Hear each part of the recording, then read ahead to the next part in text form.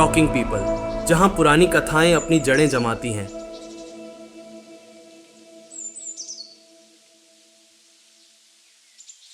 एक घना जंगल था जहां पेड़ों के पत्ते धीरे धीरे सरसराते थे और तितलियां ढलती धूप में नाचती थीं। उसी जंगल के किनारे एक शांत कोने में रहता था एक गरीब जुलाहा। उसके पास ना धन था ना नाम, एक टूटी सी झोंपड़ी, पुराने कपड़े, लेकिन दिल में एक सपना। काश कोई ताकतवर दोस्त होता, कोई जो मुझे दुनिया के अन्याय से बचा सके।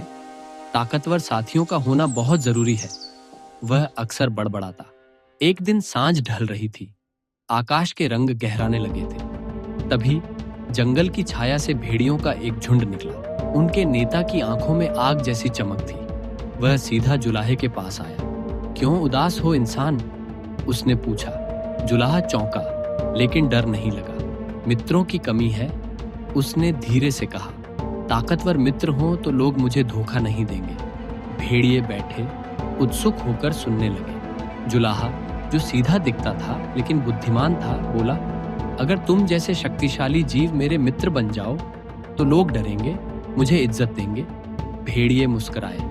यह प्रस्ताव उन्हें भाया। आज से भेड़िया नेता बोला, हम तुम्हारे भाई हैं। अब जुलाहा जहां जाता, भेड़ियों का झुंड उसके पीछे चलता। गांव वाले डर गए। दुकानदारों ने उसे पूरा पैसा देना शुरू कर दिया। बच्चों ने रास्ता बदल लिया। जुलाहा अमीर बनने लगा।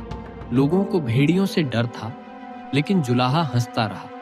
लेकिन भेड़ियों ने एक दिन कुछ अजीब सुना। जुलाहा अपनी पत्नी से हंसते हुए कह रहा था, हंसते हुए, ये भेड़िए खुद को मेरे दोस्त समझते हैं, मैंने तो बस उन्हें डर दिखाने के लिए इस्तेमाल किया है।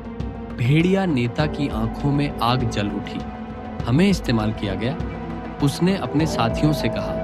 अब इसे सबक सिखाना होगा। उस रात जब पूरा गांव सो रहा था और चांद बादलों में छिपा था, भेड़िए चुपचाप जुलाहे के घर में घुसे।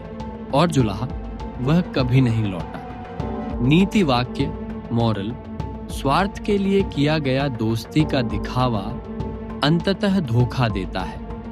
जो दूसरों को मोहरे की तरह इस्तेमाल करते हैं, वही सबसे पहले कुचले जाते हैं। क्या जुलाहा को माफ किया जा सकता है, या जो हुआ वो सही था? Can the weaver be forgiven, or did he deserve what happened?